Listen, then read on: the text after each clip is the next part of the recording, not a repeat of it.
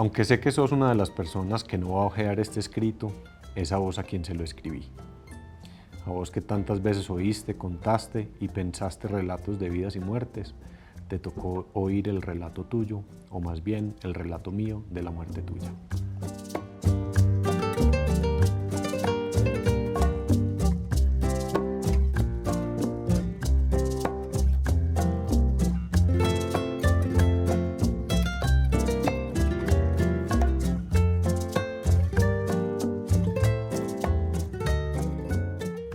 ¿Qué estás leyendo? La dedicatoria de mi papá a Ligia, al libro del 73, julio 13 del 73. Tan bella Ligia. No, no, no. Sí, muy chévere. Y no sé por qué esta quedó pues me quedó a mí, yo lo encontré en mi casa. El libro de aire de tango de Ella no te regaló varios de los que, No sé. que tenía, porque pensaba que era como No me importante que acuerdo. ustedes los tuvieran. Sí, pero no me acuerdo de dónde. ¿Querés cafecito? Sí, con un poquito de leche, por favor. Sí.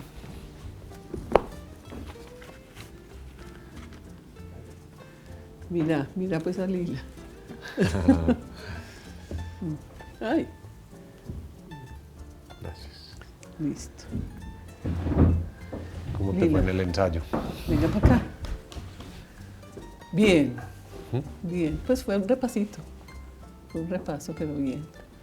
Hablamos también con Mari.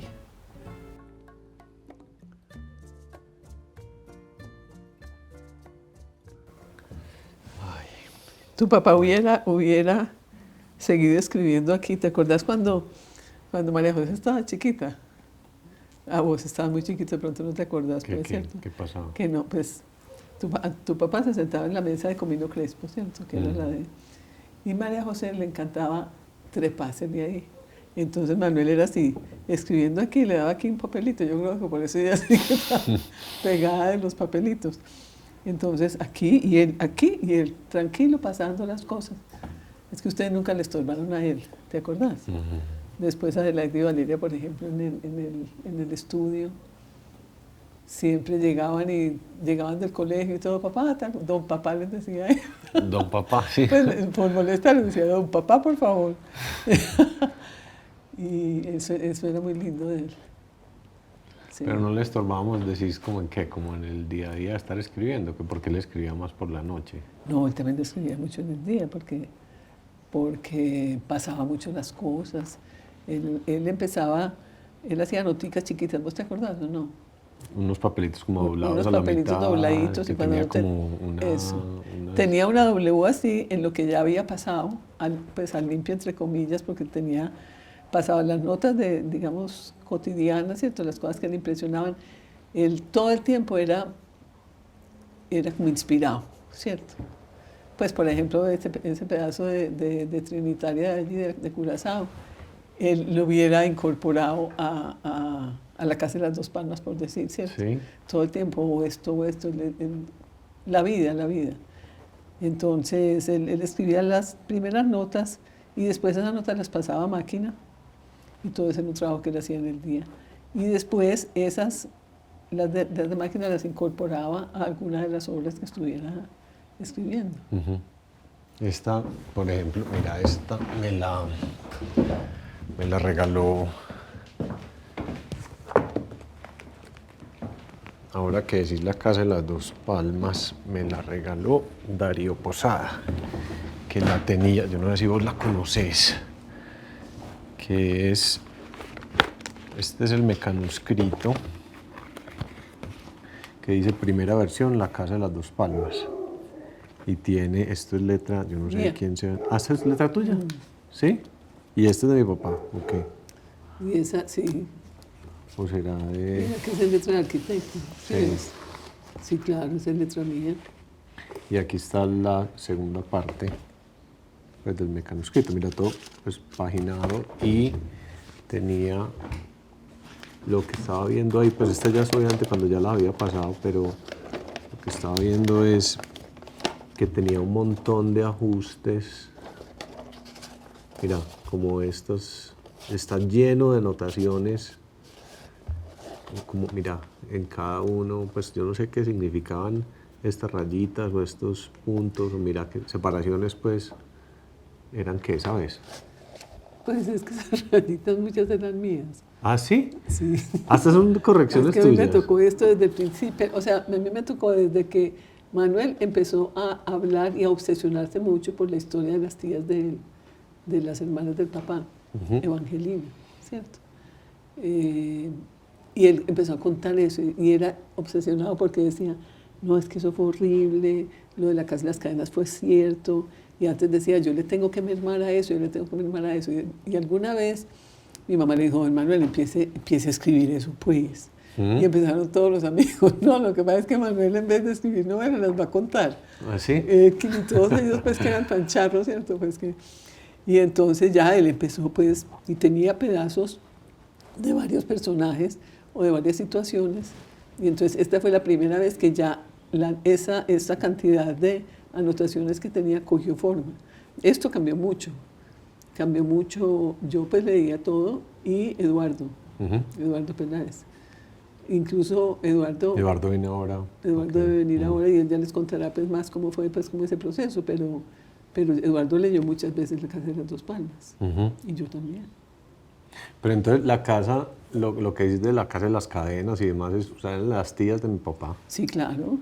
¿Qué les pasó? O sea, Claro. ¿qué era lo que les había...? Ellas se casaron con unos, yo no me acuerdo, creo que eran Mesa, no Gómez como están ahí, ¿cierto? Bueno, y ellos eran gente de ciudad, pero obviamente se fueron a vivir, pues fue a las casas, y eran muy sinvergüenzas, y muy obsesivos y muy celosos, horriblemente celosos, tanto que la historia esa de que en esta casa no entra macho distinto pues que José Aníbal, eso fue así, fue tal cual. Manuel siempre decía, no, es que aquí el problema es quitarle volumen a todo esto, es que esto, pues, y lo que está aquí... verídico y no inventado. Sí, exacto. Y entonces, estos eran jugadores y perros y de todo, pero totalmente enamorados de esas mujeres, tanto que cuando la curia romana les dio la anulación del matrimonio, ella dijo no. ¿Cómo así que me van a decir que yo no me casé? Y se volvió a casar con él. Sí. Y eso no está aquí, pero eso fue así. ¿Por qué? ¿Para que no dijeran que no se porque había ella casado, también estaba ¿qué? ella también era enamorada. Es que todas esas cosas generan unas dependencias y unas pasiones y unos amores, ¿cierto? Y ella se volvió a casar, dijo, no, ¿cómo así? Entonces mis hijos y todo, ¿qué? No. ¿Y qué tanto? Entonces, a ver, todas estas historias, por lo que dices de que se iban contando, pues no las narraba, no las creaba, sino que las contaba. Eran, pues de ahí, por ejemplo, Zoraida, ahora que veo aquí la palabra, invitó Zoraida. ¿Zoraida era uno de los personajes o ese fue creado con todo el cuento de la pérdida, de la visión y demás? No, Zoraida yo no la tengo identificada, pero bueno, sí tenía una obsesión como por los ciegos. Por ejemplo, está Zoraida, está Mariano, el alcalde, que también se va quedando ciego, ¿cierto? Él sí tenía como una, vuelvo a repetir, obsesión, ¿cierto? Pues, ¿qué pasará cuando uno ya no puede ver, ¿cierto? Y entre otras cosas, ese mirar como tan detalladamente de tu papá, yo creo que tenía que ver con eso, porque él miraba en detalle. Hay una mujer, Pilar Gutiérrez, hizo una serie de entrevistas con mujeres pues que tuvieron que ver con tu papá, no necesariamente románticas, pero también pues seguramente. Y les preguntaba a todas, ¿qué era lo que más les impresionaba de Manuel? Y ellas siempre pensaban, no, pues que nos estimulaba, que tal cosa, que lo otro. Todo eso es cierto porque Manuel, pues mucha parte de su vida fue descubrir como el talento interno de las personas y hacerlas desarrollar pues su talento. Pero todas le dijeron la mirada. Entonces ella me preguntó a mí, ¿cómo era la mirada de Manuel? Y yo empecé a pensar, es que Manuel miraba muy profundo y con mucho detalle. Entonces te miraba Sí, y esa mirada es lo que hace que la literatura de él sea tan rica en descripciones, porque es una hermosura, ¿cierto? En un momento inclusive ya la literatura había empezado a dejar de describir tanto y más bien volverse como más de acción, ¿cierto? Para él la descripción del momento de este cafecito, de estas flores, de la perra por allá pasando, de la gata aquí, todo eso tenía que ver. Y te miraba al fondo del alma. Esa era la mirada de tu papá. Y esa obsesión entonces con quedarse, pues no obsesión, pero digamos ese interés en no quedarse, en quedarse ciego. Yo me acuerdo que leí en alguna parte que él estaba hablando que para tratar de entender cómo sería la vida de una persona, no que era ciega de nacimiento, sino que iba perdiendo la visual, o sea, era consciente de que era lo que iba perdiendo, se había puesto un... Sí. Se había andado aquí, ¿no es cierto? Sí, como que sí. se había caído en el corredor caminando o algo así fue, ¿no es cierto? Sí, se cayó al salir al charco. Ajá. Allá. Sí, se la puso y él antes había contado tantos pasos y tantas cosas, no sé que se le olvidó que él de todos modos era muy charro, ¿cierto? ¿Para vos era fácil como pues esa relación intergeneracional, no solamente pues por haberse enamorado y demás, sino como por el hecho de tener amigos de diferentes edades o pues mi papá siempre estaba como con gente menor, pues Tu papá menor estaba con necesariamente gente de todas las cosas, se conectaba muy fácilmente con todos y tenía una relación obviamente distinta, pero tenía amistades de toda la vida. Guillermo Angulo, por ejemplo, pues Guillermo fue su amigo con el que fue a Venezuela, pero además pues estuvieron en Bogotá, toda la vida fue amigo de él, ¿cierto? Entonces está Guillermo, ya después la generación, por ejemplo, de Belisario y de Otto, aunque con ellos Otto Morales. había una amistad y un reconocimiento, pero una manera de pensar política muy distinta, por eso pues, digamos. Pero, por ejemplo, Belisario llamó a Manuel y le dijo, me estoy pensando como que de pronto te interesa algo diplomático, me gustaría que fueras en alguna parte. Y Manuel le dijo, no hagas quedar mal el país. No. Vos te imaginas, no, a mí de embajador. Lo que me gusta, pues lo que me gusta es conversar con la gente, muchas gracias. Casualmente me encontré como yo no sé si son escritos o transcripciones en los que él decía de por qué pues nunca había aceptado los puestos diplomáticos o cosas de ese estilo. Tal vez la única diferencia en un puesto público fue lo de la imprenta departamental, pero que estaba ligado como a la impresión, ¿no es cierto? ¿O no? Sí, claro, a la edición de libros, claro. Que eso Manuel estaba pues muy joven en esa época. En esa época él estaba todavía... tenían la tertulia, que era de personas mayores que él, que eran, bueno, Jaime Sanín Echeverri, pero por ejemplo doña Sofía Ospina de Navarro, pero ahí estaba también Marilena Uribe de Estrada, esa sí más joven, había varias, ¿cierto? ¿Y la tertulia era qué? La tertulia, ellos se juntaban a mostrarse las obras y a mostrarse, pero entonces Manuel le dio una dinámica como de taller a eso, ¿cierto? Como de realmente de leer y de comentar, porque hasta ese momento era lo que pasa mucho pues como con grupos de amigos que se reúnen a mostrarse las cosas, no hay una cosa crítica, ¿cierto? Sino, sí, muy bien, o no, pero no, Manuel pues fue muy desde el principio, no, estas cosas hay que formalizarlas y después hay que publicarlas y las ediciones, en fin, ¿cierto?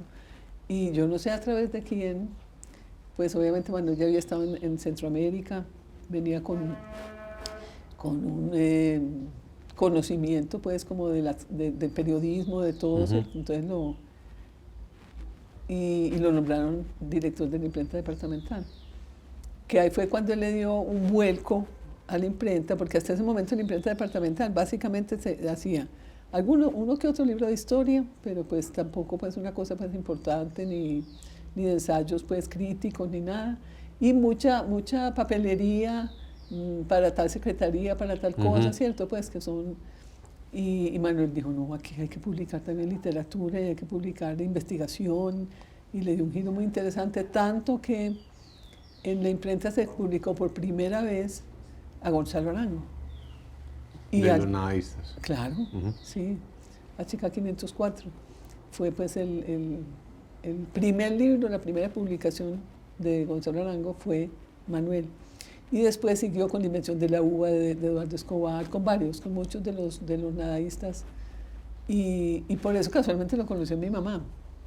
¿Por los nadaístas? No, por la publicación de los nadaístas, porque eso generó un rechazo dentro de la gente más conservadora, diciendo pues que cómo así que la imprenta departamental está publicando este tipo de pensamiento, tal cosa, que era un pensamiento pues muy apegado a Sartre, a Camus, etcétera, ¿cierto? Entonces, Manuel dijo, eso es lo que tenemos que publicar a la gente joven, pero no, tampoco podían decir que únicamente a la gente joven, porque siempre tuvo como el criterio de que por cada libro de una persona joven, o sea, ópera prima prácticamente, ¿cierto?, publicaba escritores de mucho más trayectoria e intermedia. Entonces, y eso hizo siempre que estuvo a cargo de cualquiera de las colecciones. Buscaba gente joven, buena, ¿cierto?, de calidad, con futuro, no necesariamente consagrado, ¿cierto? Y paralelamente, entonces publiquemos entonces a Don Efe Gómez, publiquemos a Carrasquilla, publiquemos a Los Pánidas, etcétera, ¿cierto? Y es un asunto como, ¿crees vos, de apoyar la cultura, la escritura, o viene ligado como a la parte cuando él era profesor, o que, pues él fue profesor después, o sea, esto fue antes de ser profesor, ¿o no? No, él fue profesor muy rápido porque antes había sido inclusive profesor del CEFA. ¿Del CEFA? Sí. ¿Profesor en un colegio? Sí, y a veces me encuentro gente, Sí. pues como ya pues, mayor que yo incluso, ¿cierto? Pues que es que Manuel es muy joven, todas nos moríamos por él, tal cosa, en el CEFA, sí, de literatura pues, y de historia en el CEFA. Pues, mejor dicho, es que hay momentos en la vida en que uno tiene que coger lo que sea, Sí. ¿cierto? Y Manuel era muy así, era muy culto, muy lector, y dio clases de literatura ya en el CEFA. ¿Y crees que recoger lo que sea venía de, a ver, esto fue después de haberse ido exiliado a Venezuela y de ahí también exiliado para Centroamérica? Sí. Y en Centroamérica era como más o menos rebuscarse la vida. Ah, sí, él Pues, con llegó, lo que fuera, ¿no es inclusive él cierto? llegó y al principio, ¿sabes qué hacía? ¿Qué? Pintaba cartelitos, como de No. publicidad, barbería, entonces pintaba pues algo que le resultaba. ¿En dónde? ¿Aquí en Colombia? No, o en Guatemala. Y ¿En Costa Guatemala? Rica, sí, sí. Sí, él vivió de pintar cartelitos y vivió del póker. De jugar póker. Él era buen jugador de póker por los hermanos, que eran Ujú. buenos jugadores. Y también vivió de póker, pues cierto, mientras obviamente tenía que llegar allá y conseguir pues artículos, quien le mandara a hacer artículos. Entonces ahí trabajó con El Espectador Ujú. y con El Tiempo también. Ujú. Les mandaba crónicas y todo eso se pagaba obviamente, ¿cierto? Y empezó a escribir cuentos y también pues se ganó yo no sé cuántos concursos de cuento a nivel centroamericano. Ujú. Ganó en México, ganó en Guatemala y eso pues en esa época cualquier concurso que uno se ganara era platica. Pues y eso con era eso lo no que fue con lo que compró claro, Siruma. claro. Él le mandaba a doña Rosana la mitad de lo que se ganaba, porque aquí doña Rosana pues y la familia estaba pasando por momentos muy difíciles, entonces todo el que pudiera ayudar pues colaboraba. Y también le mandaba a Ligia, no sé si sabes que Ligia es la odontóloga. Sí, sí. En esa época no se usa, exacto, la de la dedicatoria. Su papá tenía una cosa muy linda y es que, lo que te decía con la mirada, le descubría a la gente como su verdadero talento y le decía, hay que hacerlo. En pintura, por eso fue tan amigo, por ejemplo, de los pintores jóvenes de Óscar Jaramillo, de Saturnino, de Javier Restrepo, de Samuel Vázquez, era muy amigo. Y en la medida de lo posible escribía y ayudaba y les daba sobre todo ánimos. Dele, siga, vale la pena, confíe en usted. Sí.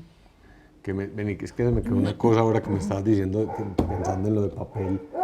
Toda esta parte, digamos, el rol tuyo detrás de cámaras, ¿no es cierto? Que es lo que uno, pues lo que nosotros como hijos nunca nos enteramos, o lo que la mayoría de la gente no sabe, ese detrás de cámaras de que estas anotaciones fueran tuyas y fueran pues como todo este tipo de cosas, que esta rayita me pareció las tuyas ahora que estamos haciendo arquitectura.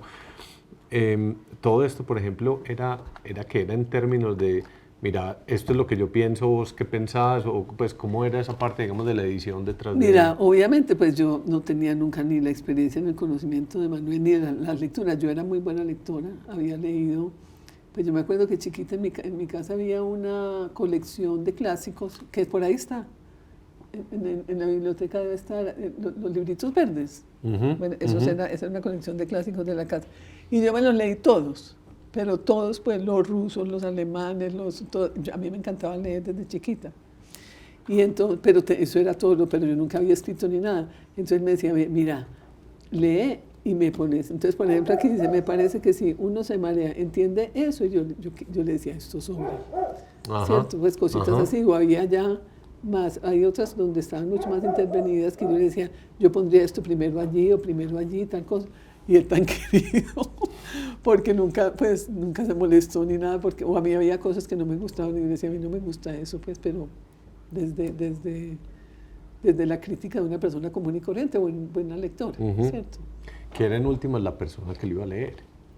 O sea, Sí. que no era solamente el asunto de un erudito que te estaba mirando el asunto, no sé, de construcción gramatical o lo que fuera, sino, listo, esta persona como lectora. ¿Era eso o crees que es más? Porque yo creo que era mucho, pues yo me acuerdo que era como una confianza absoluta en lo que le estuvieras diciendo.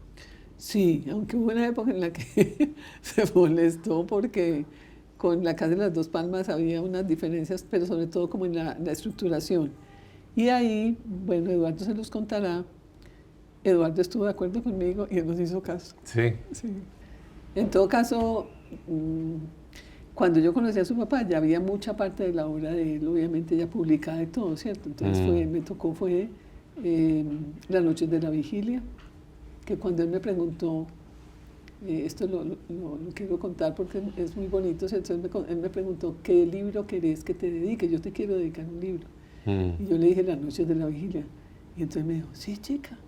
Yo le dije, sí, ese es un libro muy importante, Manuel, porque a mí me parecía una belleza como toda esa incorporación de un mundo poético, onírico, a las pequeñas historias, pues, ¿cierto? Y después Ernesto Bölkening le dijo eso, usted pues fue un momento clave. Ernesto Bölkening se entusiasmó tanto que ese fue el libro que escogió para la colección de literatura colombiana, Las Noches de la Vigilia.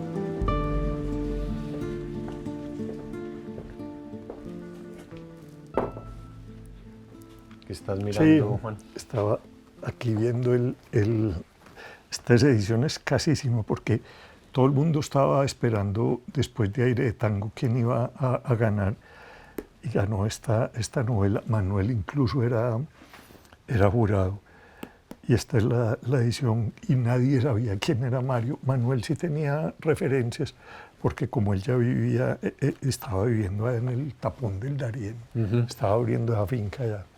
Entonces esta edición y está dedicada a tu abuela. No, feliz. ¿Vos sabías que Mario una vez llegó aquí con pistola y la primera vez en la vida que yo disparé algo fue ¿Ah, sí? con él? Me llevó para allá con permiso A de mi papá. enseñarle. Así es que tiene que aprender a disparar. Y yo, mi papá que nunca en la vida pues No te parece que cuando él llegó, pero sin 5, porque el problema es que el socio de la finca se separó y la mujer les embargó la finca. Entonces él se tuvo que venir ahí pues con una mano delante y otra atrás. Y estaba más quebrado que un berraco. Y un día fue a mi oficina con esas cosas del maestrico. Yo nunca hago esto, pero necesito 25.000 pesos. No, claro, Mario, tal. y te los pago tal día. Bueno, a mí me olvido. Y un día llega Mario y me dice, hermano Pescado, me decía él, hermano Pescado, hoy te quedé pagar la plata y no tengo. Entonces te traje esto para pagarte. Y me pone un Colt 45, una pistola, un revólver. Yo en la vida había disparado. No, Mario, llévate esto. Yo no, yo te prometí y así son las cosas y con eso yo te pago lo que te dé. No, fregué. Sí. Y al final Mario. que se la llevó, No, me dejó esa vaina. Sí. Y un día por ahí en Jericó me la quitó la policía. Bueno, hombre, y aquí. esa foto, ¿sabes si ese es en Quirama, la que está con Belisario? Esta, sí, mira. Es que no he podido identificar. Es como en Quirama, ¿no es cierto? Porque yo creí que era el día de los 60 años. El que no puedo identificar era este. 1986. Entonces ya había... Pero sí, yo creo que esto es como en Quirama. Ellos eran amigos antes de que claro, fuera presidente. Claro, mucho. Y Belisario lo quería y lo admiraba mucho. Porque es que, acordate, son exactamente de la generación. 100 años 23, está, claro. Es que este año son Belisario, Manuel y Álvaro Mutis, que es esa generación del 23. Entonces, lo que pasa es que Belisario en ese momento pues era mucho más godo, Manuel mucho más liberal, dijéramos, más de izquierda, pero se respetaban mucho en ese momento y sobre todo en el periódico Generación del Colombiano, que dirigía Otto y Miguel Arbeláez de Sarmiento. Entonces desde esa época se conocían. Yo me acuerdo en una invitación, cuando a mi papá le dieron tal vez la orden de San Carlos, claro. Que fuimos a Bogotá y toda la cosa, mi mamá me contaba que estaban, no sé, tenía audiencia con el presidente a las X. Y se perdió Valeria. ¿Se perdió Valeria? Ah, no, yo no me sabía eso. Se perdió en el Tequendama. Yo nunca vi a tu mamá descontrolada sino ese día. ¿Te acuerdas que hay un torno? Sí, claro. Y la muchachita se puso, yo no sé si fue Valeria o se puso a jugar en el torno y salió a la calle. Y de pronto ya salían para la ceremonia y no aparecía la muchachita y tu mamá. Y ahí estaba la muchachita. No, pero sí. Ah, no, yo no y sabía. Entonces te decía que Dora.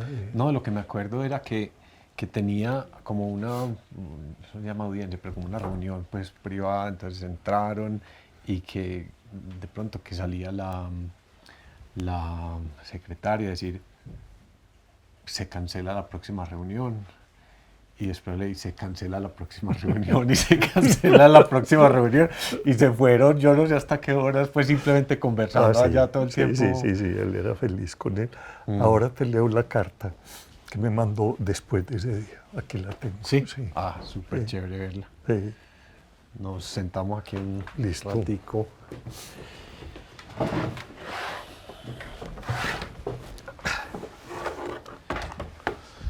Y como esa cercanía se mantuvo en la distancia siempre, porque vos estuviste mucho tiempo en Bogotá, ¿no? Claro, ¿Cierto? realmente la cercanía nuestra fue entre el 79 y el 83, que yo estuve en la Pilota, donde sí éramos, pues yo pasaba más tiempo aquí que... y luego ya cuando me fui para Bogotá, pues yo ya no venía tanto, pero cuando él iba siempre se quedaba en mi casa. Y entonces eran pues otros...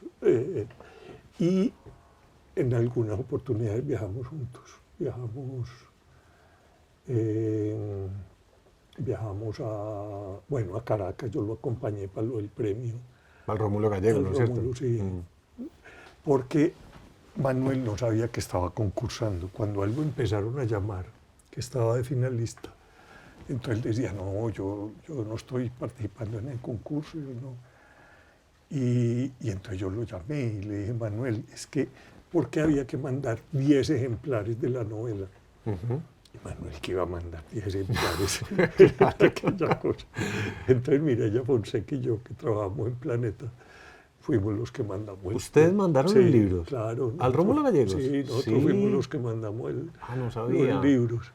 Y entonces, claro, cuando a él empezaron a llamarlo, él decía, no, yo no estoy concursando. Y cuando ya no llegó la noticia, entonces yo creo que él estaba aquí. Y ahí mismo se cogió un bus y se fue para Medellín a celebrar. Pero ¿vos lo acompañaste? Sí, sí. Entonces el primero se fue para mi casa porque estaba muy angustiado, porque él tenía un contrato con Benjamín Villegas para hacerle el prólogo al libro del campesino colombiano. Colombia Campesina, sí. Y le había dado un anticipo. Y a Manuel no le salía el berraco prólogo. Y muy angustiado porque además tenía que escribir el discurso, pero sin que le saliera el prólogo no le salía el discurso. Entonces un día nos pusimos a leer, ¿sabes qué fue lo que lo desatrancó? Nos fuimos a leer el discurso de Uribe, del indio Uribe, cuando Epifanio, y entonces hay una descripción de la campesina colombiana que es una belleza y tal, por ahí la agarró y le salió el prólogo y ya tuvo tranquilidad y escribió el discurso muy lindo. El discurso para recibir el premio. Para recibir el premio, sí, porque él admiraba mucho a Rómulo porque pues cuando él vivió en Venezuela, pues Rómulo ya era una figura de la literatura latinoamericana y doña Bárbara. Entonces él decía muy bonito que lo que más le emocionaba era que su nombre estuviera asociado con Rómulo. Y otra cosa muy bonita, estaba Vasco de embajador en Venezuela, en Caracas. Y entonces le tenía 2 regalos. A nosotros nos recogió en el aeropuerto y nos fuimos de una para la embajada antes de ir y le tenía 2 regalos. Uno, una botella de ron, el más fino que había en Caracas. Y de pronto salió de una habitación Luz, tu tía. ¿Sí? Se la llevó. El regalo que le tenía es que, porque Luz había cuidado a la mamá de Vasco en Costa Rica, cuando ellos vivían en Costa Rica y la mamá estaba muy mal. Entonces Luz había cuidado. Y entonces el regalo que le tenía Gustavo Vasco a Manuel era la presencia de Luz. Y entonces Luz nos acompañó todo el tiempo. ¿Notaste algo como si él estuviera volviendo a ese pasado que había vivido en Venezuela, o fue como llegar ya como el consagrado, como literato? No, tenía miedo de que le apareciera una... ¿Ah, sí? La machuca. Porque, vos sabés la historia de la machuca. Pues sí, la vida de la machuca, sí he oído pues como... Bueno, que era un amante que compartían con Guillermo Angulo. Sí. Pero eso fue en el 50 y pico.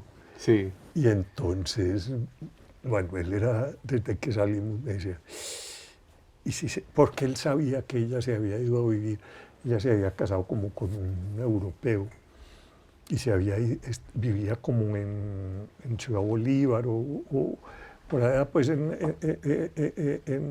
el Orinoco. Y entonces me decía, ¿y si esta vieja leyó en el periódico o algo y se nos aparece? Yo, ¿qué carajo? No, pues imagínate lo que habría pasado. Entonces eran 2 angustias. Una, porque eso era homenaje tal, todos los intelectuales pues, de Caracas queriendo estar con él. Y ahí yo no sé por qué ese viaje le disparó a él como la necesidad de terminar Los abuelos de Cara Blanca, que hasta ese momento se llamaba Que despierten sus sueños. Él había empezado a escribirla hacía mucho tiempo, pues a principios de los años 60, y la escribía y la dejaba, pero allí yo no sé, Caracas, qué le motivó. Como ese recuerdo de lo indígena, pues Siruma, sí, claro, desde esa época, claro. como esa faceta de mi papá, como... ¿Vos crees que él era como un maestro para las personas que iban al taller o más como un guía o cómo lo veías vos en como en ese O él rol era, en el taller de escritores? pero era un maestro porque todos le teníamos como esa respetabilidad. Y siempre queríamos estar al lado de él porque cada conversación con él era un aprendizaje. Entonces él no solamente era maestro en el taller, sino que era maestro en la vida. Uh-huh. Y de enfrentar la vida, y de enfrentar la muerte, y de enfrentar la amistad. Entonces Manuel era un maestro, muy maestro en la escritura. Uh-huh. Yo siempre me acuerdo en el taller. La gran observación que siempre le hacía a los estudiantes: maestrico, maestrica, es que no estás escribiendo sino con 2 sentidos, se escribe con 5 sentidos. Ah, qué bien. Sí, ¿a qué olía eso? Si los tocabas, ¿cómo es el tacto? Y cuando vos lees la obra de Manuel, vos te das cuenta de que la obra de Manuel son con los 5 sentidos. Huele, se escucha, el tacto, a qué sabe, porque era esa como la gran observación. Y para mí fue como una de esas lecciones de vida. Pues cuando yo escribo algo, yo digo, esto fue, yo solo estoy describiendo lo que vi, pero no lo que oí, a qué olía, qué estaba pasando. A vos como, porque yo me acuerdo que me habías contado una vez que se ponían, pues que una vez se emberracaba con vos porque te decía, vos, ¿por qué no escribís? Varias veces. ¿Cómo era? Burocrateando. Emberracaba, sobre todo ya en ciertas horas de la noche, porque Manuel quería que yo escribiera, yo sentía que él quería que yo... Y con Manuel yo aprendí, hombre, que estos creadores, por ejemplo, cuando estaba escribiendo La Casa de las Dos Palmas y luego Los Invocados, Manuel eran como 2 realidades, pues el mundo externo y esto, pero él conversaba con Zoraida, él conversaba con... Él era metido en su ciclo creativo y pues hacía cosas, hacía las coplas, hacía las décimas, pero él, todo era parte de ese opus creativo en donde él estaba. Y eso es lo que hay que entender de un creador, que es que cuando él está metido en un opus de eso, la realidad es... Y era muy apasionante. Ahora que estaba viendo el primer manuscrito de La Casa de las Dos Palmas, porque me acuerdo mucho de ese manuscrito, porque creo que los 2 únicos que lo leímos fueron tu mamá y yo. Y ambos coincidimos porque la primera versión era las tierras bajas y las tierras altas, ajá, que realmente eran las 2 casas, la Casa de las Cadenas y la Casa de las Dos Palmas. Y le dijimos que si de pronto no era muy similar a lo que hizo Carrasquilla al final con Hace Tiempos. Uh-huh. Y él aceptó y reescribió entero La Casa de las Dos Palmas. Yo tengo esa otra versión ya corregida, sí. Pero de esta a la otra, porque él juntó en una sola, y él se sentaba cuando estaba en eso, que todo el mundo creía, pero este bohemio, ¿a qué hora escribe? Y él estaba imbuido en eso. Ahora interpretando un poco lo que me decís de Carmen Balcells, porque él nunca quiso estar sujeto a la presión de las editoriales. Uh-huh. Por lo que vos decís, solo cuando él creía que ya la obra estaba redonda, estaba madura, la soltaba. En cambio, si vos tenés un agente literario, uh-huh, y una editorial encima, que es lo que le pasa a tantos escritores, que por la presión de que tenés que sacar, llevas 3 años en publicar, el público te va a olvidar, tú, y presione, y venga, le damos otro anticipo. En cambio, Manuel, yo creo que él quería mantener esa independencia y que no hubiera alguien ahí presionando. Pues lo que te digo es que los abuelos de Cara Blanca uno de los capítulos, cuando todavía se llamaba Que despierten sus sueños, eso salió publicado en la revista Casa de América en los años 60. Entonces pasaron 30 años, para él madurar y por fin soltarla. Y Los Invocados no había querido todavía soltarla. Yo creo que se publicó, Juan José pues ayudó mucho, pero él sentía que todavía no estaba. Sí. Y otra de las, ahora que hablas de Los Invocados, otra que también me pareció, hablando precisamente de antes de que estuviera publicada, obviamente pues porque eso salió después, decía, tengo inéditas algunas páginas que considero las mejores mías.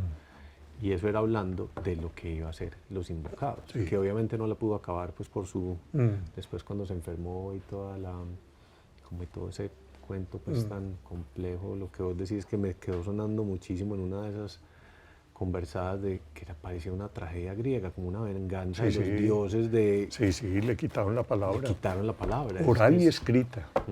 Oral y escrita. Es que él había profundizado tan hondo en el alma humana.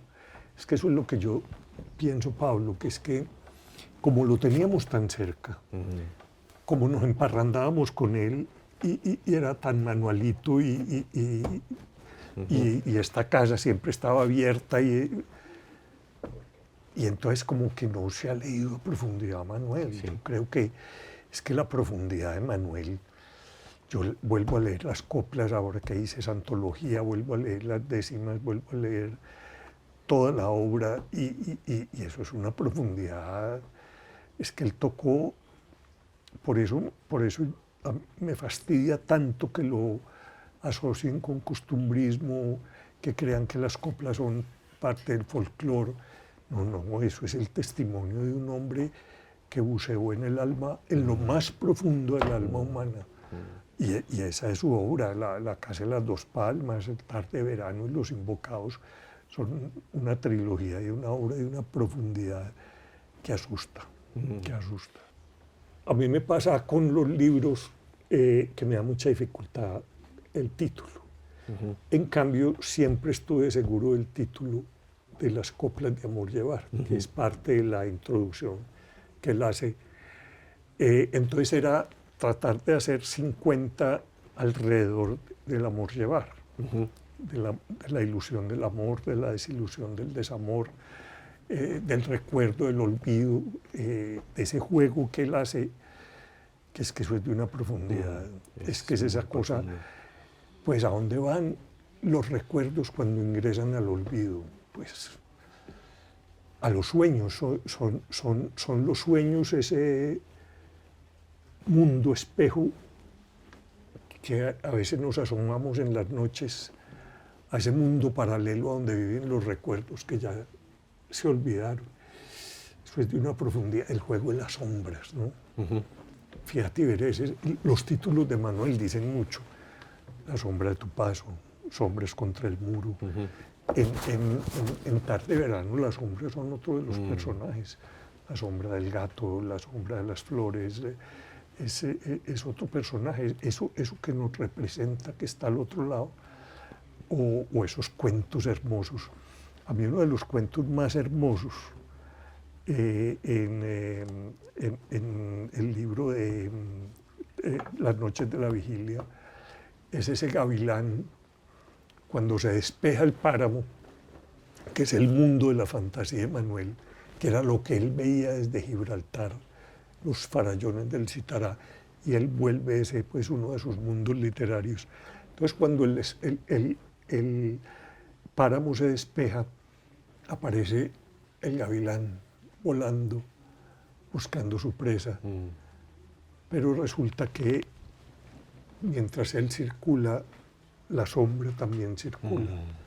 Y entonces él decide cazar su sombra. Eso es una maravilla. Sí, claro. Y entonces la sombra se agacha y él pues eso es literatura, eso es alta literatura. Altísimo. ¿Hay algo de ahí que te gustaría leer de lo de...? Pues iba a leer ese cuento, pero ya lo conté. Que además Manuel era un gran cuentista, porque es que Manuel siempre decía que el cuento era un puño cerrado, es un mundo concentrado al que no le sobra.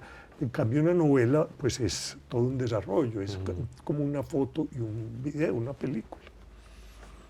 De las coplas, la que más me gusta, bueno, me sé muchas, pero tal vez la que más me gusta es esta, que tal vez porque comprendía que nuestro amor se había roto, hoy noté triste la foto que siempre me sonreía. Eso es una belleza, ¿no? Eso es una... Y de las décimas, pues hay muchas, pero hay una donde también aflora, porque en Manuel se combina esa profundidad, pero con un gran humor también. Manuel tenía un humor, y estas noches aquí en Siruma, eso era como un juego de artificio, de palabra, de verso, y hay una que me encanta.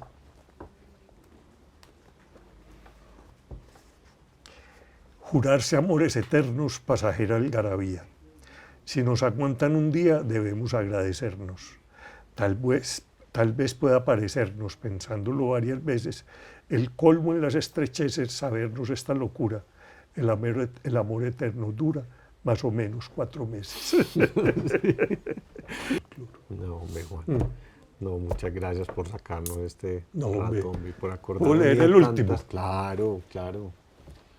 Porque estaba hablando de que ya es toda la reflexión sobre la muerte, que es pero tiene un poemita, que es casi un IQ, que dice: como la abeja, el hombre se debate contra el vidrio, con una diferencia, no hay vidrio.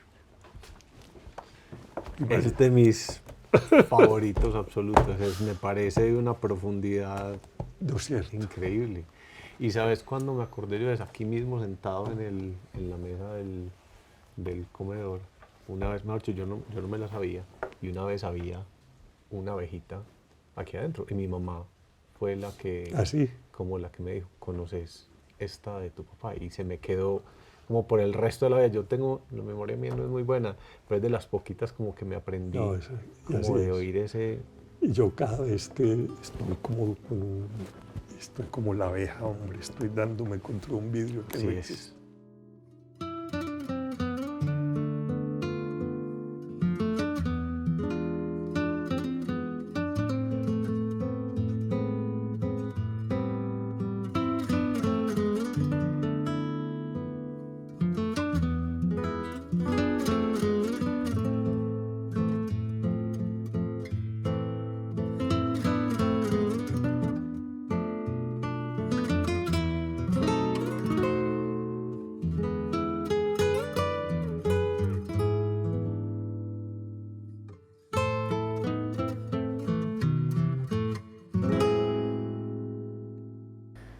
Bueno, Eduardo, dentro de la conversada de cosas del padre, hay una parte, pues como 2 cositas que quería conversar. Una era como toda esa parte que te tocó a vos, de ese momento en el que el escritor ha estado escribiendo, revisando, y en el que dicen como, bueno, esto ya está, ya se lo muestro a alguien más. Que era, pues yo me acuerdo que mi mamá me decía mucho que vos eras una de las personas a las que le pasaba los textos, ¿no es cierto? Que le decía como: mira, lee esto a ver qué opinás. Eso para vos era chévere, era un asunto, y yo, ¿cómo le voy a decir a este señor tan importante? Pues era que... Sí, pues...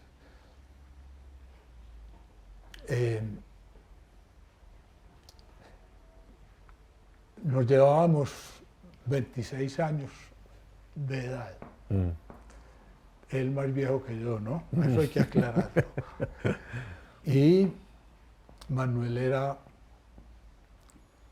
ya un hombre muy importante, un escritor muy importante. Y yo estaba empezando a hacer yo mismo porque me había tocado, pues yo había estudiado en el colegio, horrible con los jesuitas, horrorosos los jesuitas y sus colegios. Después había estudiado Derecho en la Bolivariana, horrible el Derecho, horrible los curas de la Bolivariana, horrible la Bolivariana. Después había trabajado como, ¿cuántos años? Como 10 años de abogado. Horrible trabajar, horrible la abogacía, horrible toda esa vida. Había estado casado durante 9 años y el matrimonio no me fue mal, digamos que me fue bien.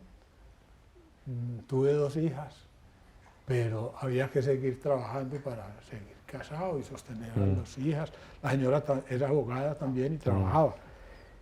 Pero yo no quería nada de eso, finalmente, sino a mí me interesaba era la literatura. Entonces, cuando me salí de la literatura, me vine a vivir aquí a una finca de la familia, en el Salado. En carro de aquí a mi casa había 7, 8, 10 minutos máximo, porque la salida era un camino destapado muy malo. Entonces venía aquí donde Manuel y yo ya había leído desde los 13, 14 años, había leído literatura, pero nunca había pensado pues en dedicarme a eso en ningún otro sentido que leer. Entonces cuando Manuel empezó a preguntarme que qué opinaba de cosas que él había escrito, pues fue una sorpresa impresionante y buena.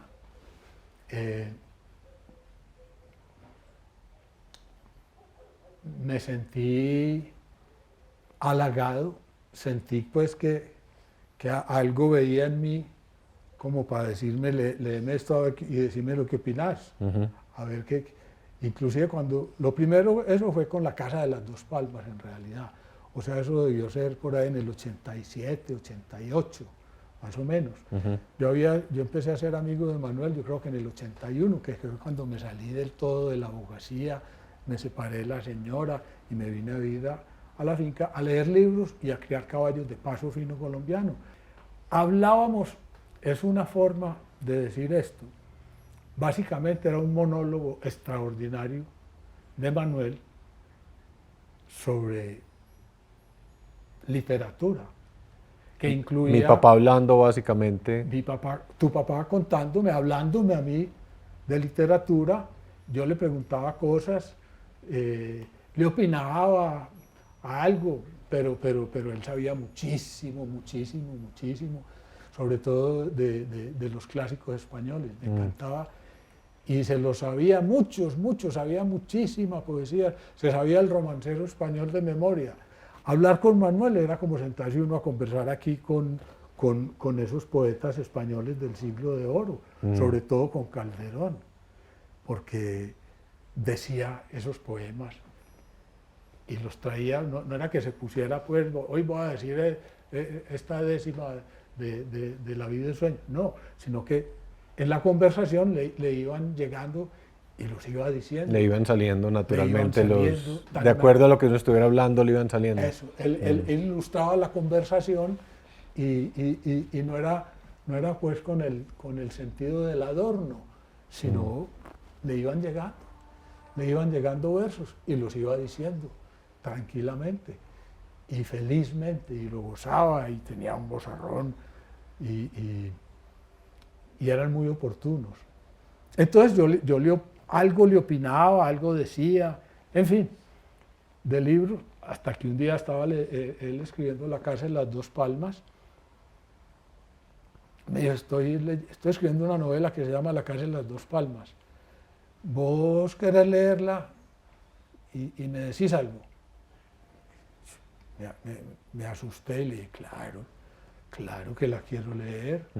Claro, pasala, yo te la leo. Y me opinás, me decís lo que opinás sinceramente. Y dije, claro, yo no sé decir sino lo que pienso. Yo creo que eso es parte de lo que él estaba esperando, alguien que le dijera lo que de verdad pensaba. Pues ¿No es cierto? Y la lees y ¿qué pasó? Entonces me llevé yo mi libro para la casa, muy emocionado, por supuesto. y sin nervios. Yo le tenía confianza a Manuel, a su prosa, y le tengo confianza a la prosa de Manuel. Y, o sea, no me daba miedo, yo estaba seguro de que no era una pendejada, pues. Claro. Y dije, no, ¿ah?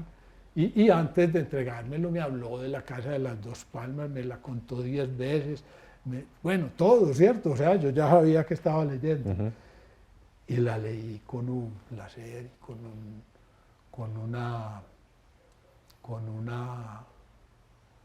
amor. Hay libros que uno lee con amor, hay libros que lee sin sentimiento, sin afecto, sin definición de afecto, y hay libros que lee con malestar, con odio inclusive, casi odio, de tipos a uno que le chocan a uno mucho y los lee mal leídos. El odio es un mal consejero para escribir retratos y para leer libros. Entonces me lo leí con amor y con unas ganas de que me gustara, pero también con sentido crítico, es decir, con la certeza de que si no me gustaba, yo le decía a Manuel que no me gustaba. ¿Y te gustó? Y me gustó, pero todavía pues estaba pensando, voy a leerlo, yo creo que lo leí 2 veces en ese momento.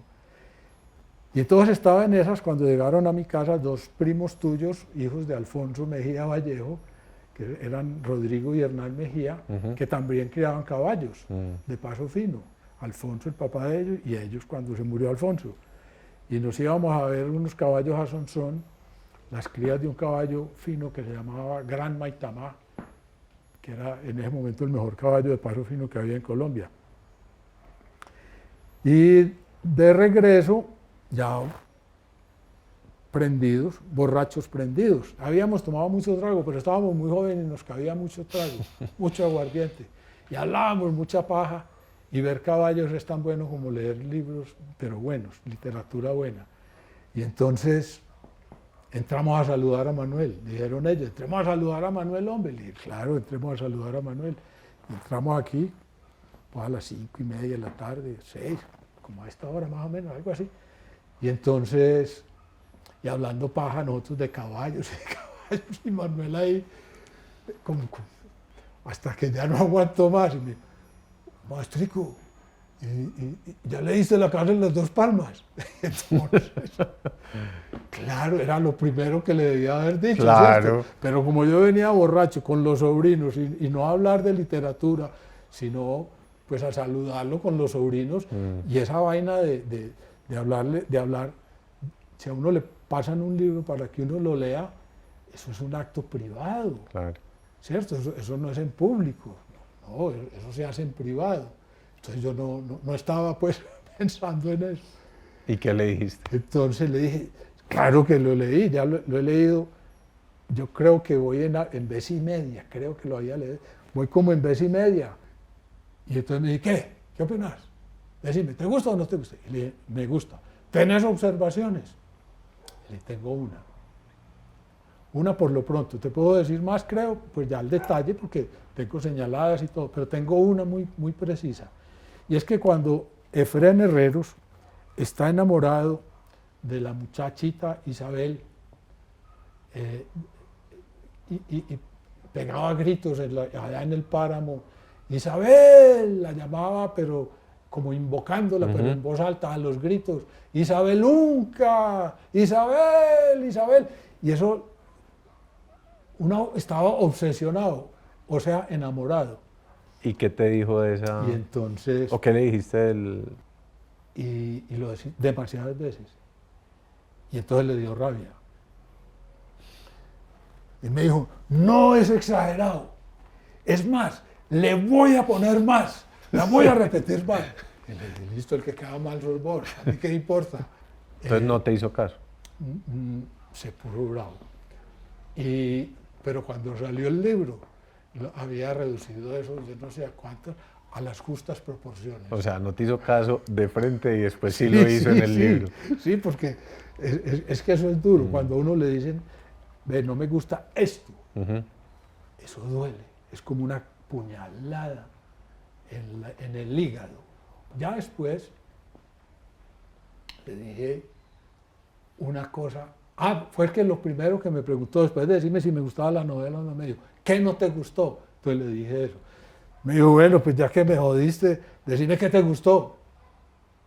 Y entonces empecé a hablarle ya, por ejemplo, el retrato de Zoraida Vélez me parece una belleza, una cantidad de cosas, porque pues estaba muy reciente, la lectura no estaba solo reciente, estaba todavía vigente, todavía estaba en el horno, porque yo todavía lo estaba leyendo.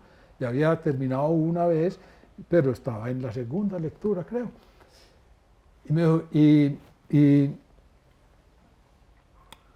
¿hay alguna cosa, por ejemplo, que te parezca que debía decir y no digo? Y le dije, hay una precisa. ¿Cuál, hombre? Y le dije, ve, el perro que se llama Libanes o Lubián, el perro de la casa de las dos palmas, se llama Libán o Lubián. Libán, sí, está allí el manuscrito, sí, bueno, ahorita lo... El perro lo acompaña en todo. Por ejemplo, desde que empieza en el atrio peleando con el curita Tobón, porque no dejaba entrar a Zoraida Vélez, está el perro al lado de él. Y en el otro gran trance de la novela, otro de los grandes trances, pero este otro es absolutamente sustancial. Cuando Leván va a marcar en la nalga al yerno, a José Aníbal, el marido de la hija de, ¿cómo se llama la hija? No sé, eso no lo tengo ya en este momento en la cabeza, porque hay mucho tiempo que no leo la novela. Pero cuando le va a hacer esa graciecita, marcarle a José Aníbal en la nalga como a un caballo, para que se manejara bien, porque era un marido mal marido. Era pues un sinvergüenza, un bellaco en términos de esos tiempos y esos espacios. No está el perro. Entonces le dije, yo llevaría al perro a la marca. ¿Y lo llevó? De José Aníbal. Y me dijo, claro, eso le encantó. Claro, maestrico, pues claro, que tan huevo como no me ocurrió. Pues claro. Claro, lleva al perro y lo menciona. Claro. Entonces mi real aporte a la casa de las dos palmas es eso. Cuando el perro Libán o Lubián, es que no, yo creo que es Libán, pero Libán, llega con don Efrén Herreros a la casa de José Aníbal Duque, ¿qué es? José Aníbal, ¿qué? No recuerdo, Gómez, tal vez, a la casa de José Aníbal del Llano, y lo pone, el diablo, le hace pues esa belleza, hacerle bajar los calzones y marcarlo con un hierro ardiente, eso es un acto tremendo. Fuerte, claro. Entonces... hay una cosa, Eduardo, ahora que estás... Pues te preguntaba esto, obviamente al entregarte la voz es como un acto de confianza en tu criterio, pues, y en tu manera en tu saber y en tu manera de ver las cosas. Pero hay un asunto, digamos, que me quedó sonando ahora de lo que hablabas del monólogo. Me parece muy bonito cómo se invierte el hecho de la conversación y el monólogo, ya fuiste vos, en toda la época que yo le digo, la época del silencio de mi papá. Era cuando ya la vida y el derrame le ha quitado el habla, le ha quitado la motricidad y está allá acostado, que muchos de los amigos yo vi que trataron de venir, pero les generaba tanto el shock de ver que ese monólogo que era mi papá y el gran conversador ya no estaba y de pronto no encontraban la voz para seguir hablando y vos encontraste una voz para seguir conversando, que era llegar aquí. Nosotros a veces llegábamos y estabas vos con él leyendo o leyéndole o lo que ahorita me decías de que encontraron la manera de conversar a pesar de que él ya no pudiera hablar. Sí. Esa, digamos, como esa inversión del monólogo para vos fue ¿qué? O sea, ¿cómo fue como ese tiempo? Bueno, realmente eso fue una belleza, simplemente. Y fue compartida, fue belleza para él y para mí. eso tiene esta base, que realmente la relación de Manuel y yo era una relación de amistad, amistad real y amistad literaria. Manuel, más que un personaje, yo creo que cuando se habla de Manuel y se escribe sobre Manuel, se insiste mucho en su persona, en él como personaje. Sí. Como personaje con quien conversar, su importancia, su gracia, toda esa cosa. Pero para mí lo importante de Manuel es su literatura. Para mí Manuel, más que un amigo, que fue por supuesto un amigo y en el tiempo en que estuvimos fue una amistad muy estrecha realmente, pues porque vivíamos muy cerca y porque teníamos algunas afinidades bastanticas. Y entonces hubo mucha amistad, pero para mí la importancia de Manuel es literaria. Y lo que importa de Manuel son los libros, más que su personalidad y su cuento de los hechos. Más que la anécdota de cada uno, porque Sí. todo el mundo tenía una anécdota, Sí. era el hecho de que estuviera en los libros y estos que Eso. están haciendo, que ahora espero nos leas algo de él. Y lo que yo creo que en lo que se debe insistir sobre Manuel es en eso, en su escritura, en sus libros. Entonces, cuando ya estaba enfermo, yo venía, no me tocaba en la cama, nos sentábamos, yo creo que aquí mismo, Sí. me imagino. Y yo empezaba a hablarle muy despacio, y a contarle cosas, hechos, y él atento, y entonces se iba prendiendo a la conversación, y él tomando ron y yo aguardiente. El ron es bendito, Manuel, el ron, todo, necesita resucitar y escribir otros 50 libros para pagarle lo que le dio el ron a Manuel, Sí. en alegría, en chispa literaria, y en todo, sobre todo alegría, es que la alegría es lo más bueno, ¿no? Por supuesto, por eso se llama así. Y entonces, él se iba aprendiendo a la conversación y yo le iba diciendo despacio, y él estaba entendiendo. Uno sí sabe quién le está entendiendo. Ah, no, lo quién entendía todo, es ¿Cierto? que eso era una cosa de... Eso. Y entonces, yo recurría a conversaciones pasadas sobre libros, sobre amigos, sobre frases de él, sobre las décimas. Por ejemplo, de las décimas hablábamos mucho. A mí lo que más me gusta de Manuel son las décimas. En prosa lo que más me gusta de Manuel es el cuento La venganza. Entonces con Manuel hablábamos de sus libros, de sus cosas, y él iba aprendiéndose en la conversación y emitía sonidos, frases cortas, y yo se las entendía y se las comentaba, y él sabía que yo le estaba entendiendo, y eso lo emocionaba, y le soltaba un poco la lengua. La última frase que me dijo fue hablando de Conrad, que yo llegué, estaba muy emocionado yo porque estaba leyendo El negro del Narciso, que es una novela del otro mundo, de Conrad. Entonces le hablé mucho del negro del Narciso y tal. Entonces Manuel, la última frase literaria, así, fue esta, me dijo, conoce mucho al hombre, Conrad conoce mucho al hombre. Ajá. Que es exactamente, es lo que me emociona a mí de Conrad, es cuando empieza a hablar del hombre, del ser humano, de sus, ¿cómo se llamará eso? No de los hechos, sino de su interioridad, de su humanidad. Ese Manuel sabía eso, él sabía eso. Sí. Y mira que lo dije, no es un comentario pendejo. A uno normalmente no le dicen eso, sino que esos libros del mar de Conrad, esos naufragios, esos ventarrones, esas caradas. No, todo eso es con relación al hombre, al hombre, claro. al marinero. Y es en últimas lo que él hacía, como ese conocimiento de él también en expresar en sus personajes y demás, es ver en el otro que es capaz, de hecho, ver el conocimiento en el otro. Cuando te decía eso, y yo creo que ser capaz de decirlo con tantas limitantes de habla, porque era casi imposible haberlo hablado, y le hayas entendido, quiere decir que vos también le estabas entendiendo lo que él era capaz de decir. Claro, no, es que nos entendíamos.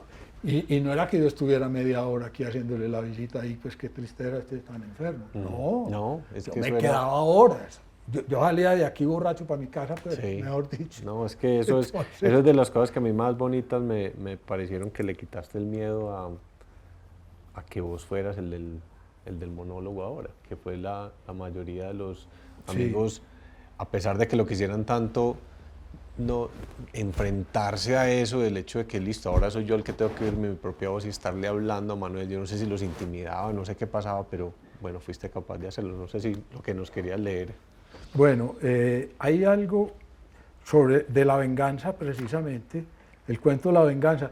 Es muy difícil sacar un fragmento de las prosas, pues porque se pierde todo el contexto. Claro. Y yo no les voy a contar aquí cómo es el cuento de la venganza, pues ni a nadie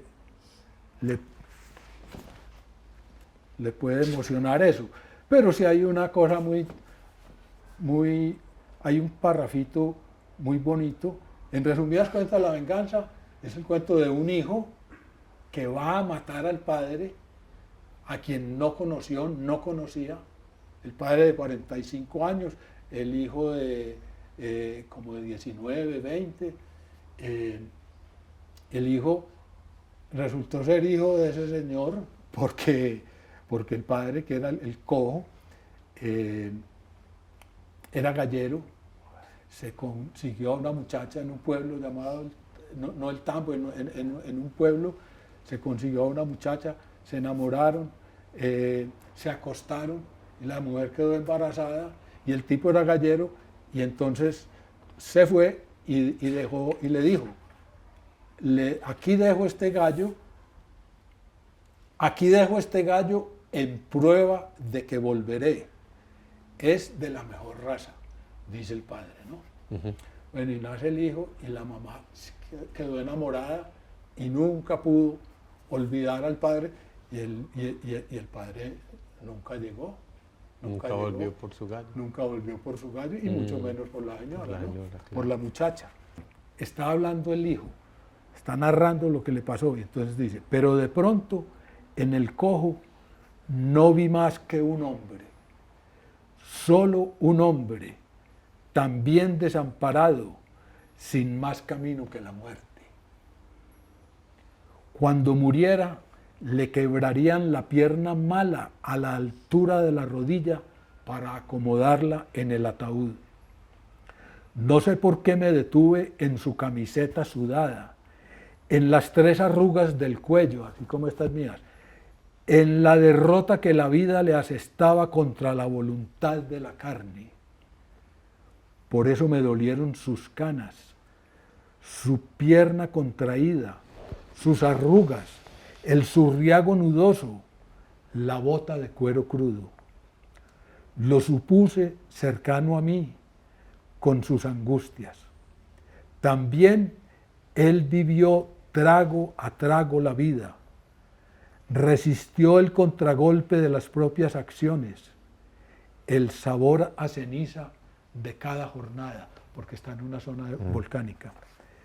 También a él le gustaría el olor de la madera, el canto de los sinsontes, los campos sembrados después de la lluvia. Y también él tendría que morir.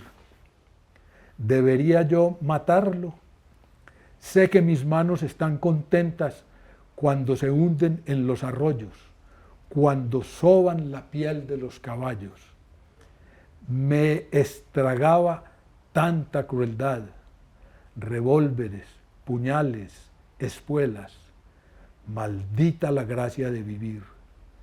Pensar que para no tener piedad hay que ver de lejos al hombre, verlo en la masa, Por eso sentí una rabiosa compasión por los seres caídos, y el cojo era uno de ellos. Esa es la compasión. La gran literatura culmina en compasión. Si eso no es un gran cuento, Sí, que no, me digan. no, Eduardo, mil gracias, hombre, por recordármelo, pues no lo leí hace mucho, y por contarme un poquito más de esa, contarnos pues un poquito más de ese pedazo del tiempo Sí. de silencio y todo ese tiempo con mi papá. Mil gracias. Ha sido un placer. Mil gracias. Ok.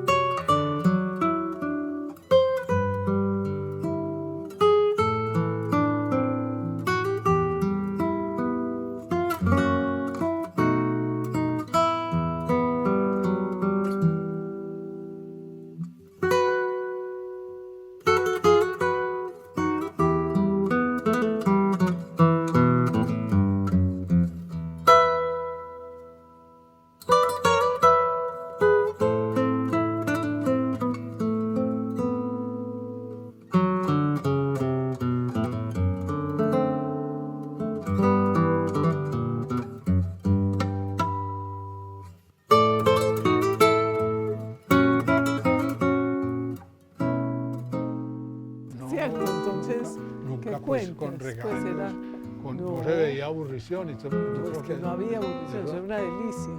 Fuego de artificio, ¿no? Esto era como una... Sí, sí. Pues a la palabra, la y esos canción, a la poesía. conversadores, por Dios. ¡Ah!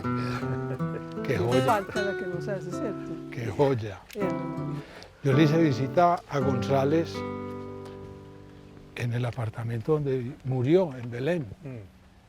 Ya muy viejo, un día me le aparecí.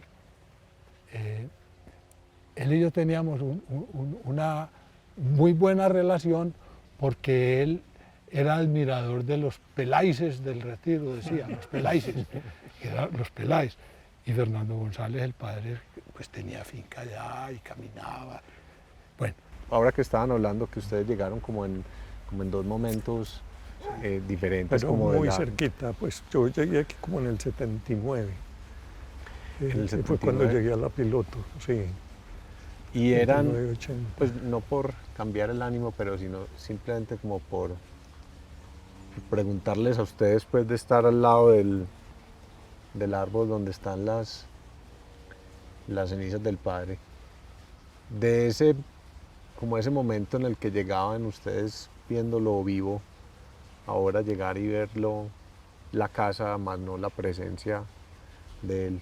Hay un vacío que sienten que está ahí, o los recuerdos les llenan ese pedazo, pues como que sienten de volver aquí. Pues a vos obviamente venís cada 8 días porque vivís aquí, pero digo ustedes, no sé si les... No, para mí, yo no había querido volver. Yo desde el día que lo dejamos aquí, porque era, pues para mí esos 4 años, sobre todo del 79 al 83, eso marcó mi vida. Pues eso, primero por la presencia de Manuel, pero es que Manuel era como el astro al cual alrededor girábamos todos los satélites. Entonces Manuel era como el epicentro de un momento de la vida que era primero como la alegría de vivir. Estas reuniones aquí que empezaban y uno no sabía cuándo terminaba, pero yo lo asimilo como unos juegos de artificio de la palabra, del ingenio, de la poesía, de la canción. Entonces yo no había querido volver. Ahora que volví a entrar, sabes que yo no sentí eso, yo siento que la presencia de Manuel sigue. Yo creo que estas casas, otra parte, Siruma, conservan como la memoria, entonces no me dio tan duro. Sí me dio tan duro fue ver El árbol. El roble tan grande. Tan grande, ha pasado mucho Pasó el tiempo. tiempo. Pasó el tiempo. 20. Pero bueno, eso era lo que él quería. Pero no, y cada rincón, cada lugar me trae un recuerdo, pero él está ahí, pues entonces no fue tan duro el choque. A mí sí, para mí sí me dio duro. Y me está dando. Estar aquí, estar con vos, por ejemplo. Yo conocí a Manuel por ahí, en realidad en el 81, ¿no? Estaba pues ya mucho más viejo que lo que estás vos ahora, pero siempre tenés bastante, sí pareces hijo de él. No fue una jugada de Doraluz, no, es verdad, sos hijo de Manuel y tenés una amabilidad muy semejante a la de él, siendo de épocas y culturas tan distintas, pero tenés esa amabilidad. En este caso no lo llamábamos nosotros, en las épocas de nosotros tres, amabilidad, sino esa queridura. La queridura, sí. Y tenés esa queridura de Manuel, pero queridura sin salamería. Eso ahí me siento contento con vos ahí, un poco como con Manuel. Hablando como de lo que era el humor de mi papá y ese asunto como de, no sé, de reírse de sí mismo. Ahora pues hablándole al lado El mejor humor a las raíces. Manuel. Me acuerdo, ahora que estabas hablando de la corrección y de nunca acabar y demás, no sé si te acordás en un momento que dijimos, pues, mi papá que ha escrito toda la vida en su momento ya de silencio pues y de enfermedad, como que dijimos, pues, de pronto puede volver a escribir. Yo no sé si les habíamos contado alguna vez, pues, que fue como una de esos ideas medio bobas que a algunos se nos ocurría, yo no me acuerdo a quién se le ocurre, pues bueno, pero es como esa idea de volver a escribir. Entonces, claro, él había perdido pues, la movilidad, la motricidad fina y demás. Entonces una de las ideas fue, no, pues si él no puede hundir la tecla de la máquina de escribir, que pues era más rápida que una secretaria de juzgado, ¿no es cierto? Era una cosa que era impresionante la velocidad. Él había Entonces sido dijimos, periodista. bueno, ¿por qué no hacemos? Impecable. Él sacaba una página entera sin un error. Así es. Esos que se formaron en ese periodismo, en una sala de redacción de los años 40, 50, eso era una cosa con todos los dedos. Así es. Y tratando, no sé si te acordás que Lina, mi tía que vive en Estados Unidos, le mandó un procesador de palabras. No era un computador, sino un procesador de palabras que se podía imprimir y se podía hacer todo. Y yo todavía me acuerdo aquí riéndome del difunto, pero la frustración que le daba. Claro. Porque entonces, claro, empezaban los ejercicios, entonces iba a ser, yo no sé, iba a escribir cualquier cosa, Dora. Entonces, y se le quedaba pegado el dedo, entonces era un montón de dedos que se le iban así larguísimos, entonces era como, esa frustración pecado, como de, era el oficio que no podía hacer, la imposibilidad de poder volver a escribir todo lo que quería, que yo creo que eso al final llevó a que sí saliera Los Invocados. Y yo creo que ese evento, por ejemplo, al final fue muy bonita, fue la primera vez que yo pues fui con mi papá a Bogotá. Claro, con Juan Diego, fuimos vos, Juan Diego y yo. Así es. Yo me acuerdo mucho en el avión, cuando nos fuimos, de acá fue con Norma, si mal no estoy. Norma. Nos fuimos en el avión, e íbamos adelante Luz, mi tía, mi papá y yo, y el movimiento era muy restringido. O sea, nosotros con esa disculpa de tenerlo que llevar, que era en últimas un abrazo de papá e hijo, pues ahí como llevándolo, que fue muy bonito, sobre todo al final. Pero era esa, yo me acuerdo la angustia, porque el piloto paró a los pasajeros como para hacerle el honor a mi papá para que se bajara de primero, porque estaba ahí. Y mi papá era en una angustia, como a mí no me atiendan diferente, pues como ese, nunca quiso pedir nada especial, hasta que hubo un momento en el que la totalidad del avión, pues el avión lleno, ¿aplaudió? Y el señor de atrás, no, le dijeron, maestro, a usted lo esperamos hasta que salga del avión, a usted lo espera este avión toda la vida si necesita. que fue muy bonito porque aquí, esto no era un avión, ahí podía estar cualquiera sentado y en ese momento trajeron toda la cosa que además era un poquito difícil, pues el hecho de tener que verlo montarse en una silla de ruedas y toda la cosa. Muy duro. Eso es muy, muy complejo, pero era el hecho de salir allá y volver a llegar y volver a ver su obra, su última obra publicada, fue muy especial en Bogotá. Sí, Y esa era para los invocados. Esa era Sí, para los invocados. Sí, que la claro que sí. presentamos Juan Diego y yo ¿Y dónde? ¿Dónde fue? en el auditorio de Corferias, en la Feria del Libro del... Eso fue un Bogotá. año antes de morir Manuel. 97. Él murió en el 98. 98, sí. Y de ese 98, ahora que decías de volverlo a tener aquí, pues era como una idea de sentarse aquí al final, la excusa de poder conversar con el que ya no puede hablar, aunque no pudo hablar tanto tiempo, pero para poder pues como... Yo digo terminar que un poquito acá. en ese artículo que sacamos en Generación, que se llama Manuel Mejía Vallejo, el bueno, que Alonso Quijano el bueno, Don Quijote es Alonso Quijano el bueno, Manuel Mejía Vallejo el bueno, termino diciendo que ya que echamos las cenizas en un roble que plantamos en Siruma, ya es una memoria en materia vegetal, que es, de todas maneras es vida, ¿no? Es tan vida como la literatura. Sí, y es que acordémonos pues que es que Manuel nació el día del idioma y el día del Ajá. libro.